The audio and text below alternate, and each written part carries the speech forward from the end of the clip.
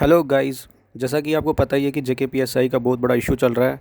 तो अभी ये न्यूज़ आ रही है कि एलजी सर ने ये ऑर्डर दे दिए हैं कि अगर इस एग्ज़ाम में कोई भी धांधली है तो उसकी इंक्वायरी की जाएगी, उसकी जांच की जाएगी। और ये बहुत वेलकम स्टेप है एलजी एडमिनिस्ट्रेशन की तरफ से, क्योंकि एस्पिरेंट्स जो हैं वो बहुत ज़्यादा परेशान थे, बहुत ज़्यादा धूप में भटक रहे थे।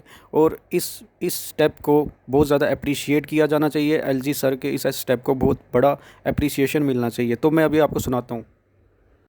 पिछले 2-3 दिनों से अखबारों में खबर छप रही, संदेह के घेरे में सब इंस्पेक्टर्स का सिलेक्शन आया।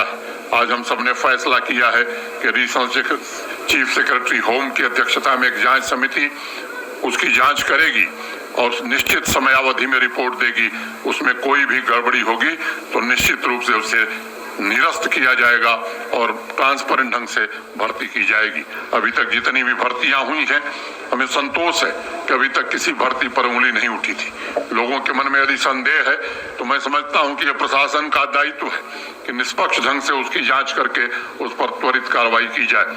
मैं फिर से एक बार एकेडमी के डायरेक्टर, अपने डीजीपी, पुलिस फोर्स के अपने सभी साथियों के प्रति हृदय से कृतज्ञता ज्ञापित करते हुए और आज ट्रेनिंग। तो गाइज़, आपने देखा कि किस तरह से एलजी सर जो हैं वो स्टेप ले रहे हैं। और जो ये कह रहे थे कि एविडेंस लाओ, एविडेंस लाओ। तो गाइज़, मैंने आपको पहले भी बोला कि भाई एविडेंस कलेक्ट करना आम इंसान का काम नहीं होता है। भाई एस्पिरेंट्स जो है वो सिर्फ एक एलिगेशंस लगा सकते हैं। और वो कुछ देखो क्या होता है, एक होता है डायरेक्ट एविडेंस, एक होता है कोरोबोरेटिव एविडेंस। ठीक है, ये जो एविडेंस सामने आ रहे हैं ना, ये कोरोबोरेटिव एविडेंस हैं। ठीक है, ये हमारा काम है, ये एक पब्लिक जो है वो ला सकती है, सामने रख सकती है कि भाई देखिए ऐसी ऐसी चीज़ें हो रही हैं, तो प्लीज़ इस पर जांच कीजिए। बाकी जो कंक्रीट एविडेंस होता है ना, वो कलेक्ट करना सिक्योरिटी एजेंसीज़ का काम होता है, इन्वेस्टिगेटिंग एजेंसीज़ का काम होता है। यहाँ पे भी एलजी सर ने ये बोला है कि अगर संदेह है, देखिए संदेह है तो बिल्कुल जांच होनी चाहिए। और ये दायित्व है उनका, किनका, इन्वेस्टिगेटिंग एजेंसीज़ का। तो गाइज़, ये बिल्कुल जो ट्विस्ट करते हैं ना, क्योंकि मैंने भी कमेंट्स में बहुत सारे पढ़े जो ये कह रहे हैं कि अरे कंक्रीट एविडेंस लेके आओ, कंक्रीट एविडेंस लेके आओ। गाइज़, अगर आपको नॉलेज नहीं है चीज़ों की तो प्लीज़ मत बोला कीजिए। क्योंकि देखिए, अगर कहीं कोई धांधली हो रही है, आपका आपका ये एटीट्यूड उस धांधली को बढ़ावा दे सकता है। आगे पंचायत सेक्रेटरी का भी एग्ज़ाम होने वाला है, आप चाहते हैं कि उसमें भी यही धांधली हो? आपने कैसे ये गेस कर लिया कि ये बिल्कुल इसमें कुछ है ही नहीं, इसमें धांधली हो ही नहीं सकती, और जो एलिगेशंस लगा रहे हैं वो बिल्कुल निराधार हैं या उनका कोई लॉजिक ही नहीं है? आपने ये कैसे कह दिया? आपको कौन सी आकाशवाणी आ गई, मुझे ये चीज़ बताइए। मतलब बिल्कुल एक वन साइडेड व्यू लेना, ये मेरे को समझ में नहीं आता कि कोई कैसे एक बिल्कुल वन साइडेड व्यू ले सकता है। देखिए, मैंने ये जेकेपीएसआई का एग्ज़ाम नहीं दिया था, लेकिन फिर भी मैंने एक बैलेंस्ड व्यू लिया।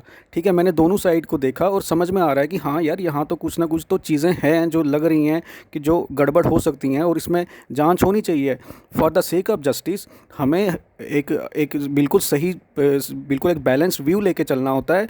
बिल्कुल अपनी हवाई बातें मारना कि अरे नहीं कंक्रीट एविडेंस लेके आओ, अरे भाई जांच एजेंसियां किस लिए हैं? उनको करना है, कंक्रीट एविडेंस लाना है, हमें नहीं लाना है। हमारा सिर्फ काम है कि हम फैक्ट्स बताएं, चीज़ें बताएं। और अगर शक है और अगर लार्ज नंबर ऑफ़ पीपल अगर अफेक्टेड हैं तो बिल्कुल ये जांच होनी चाहिए। और गाइज़, मैं बताऊं, ऐसे ही जो है ना हमारी सोसाइटी में ना, ऐसे ही जो इनजस्टिस है ना वो पनपती है, क्योंकि कोई सुनने को राज़ी नहीं होता। अगर आप देखें तो कोई रेप केस होता है, कुछ होता है, तो पुलिस एफआईआर लिखने को राज़ी नहीं होती। क्यों? क्योंकि कहते हैं कंक्रीट एविडेंस लेके आओ, कंक्रीट एविडेंस लेके आओ। ये जो गलत फहमी पैदा की जाती है ना, भाई कंक्रीट एविडेंस कलेक्ट करना पुलिस का काम है, ये आम जनता का काम नहीं होता है कंक्रीट एविडेंस कलेक्ट करना।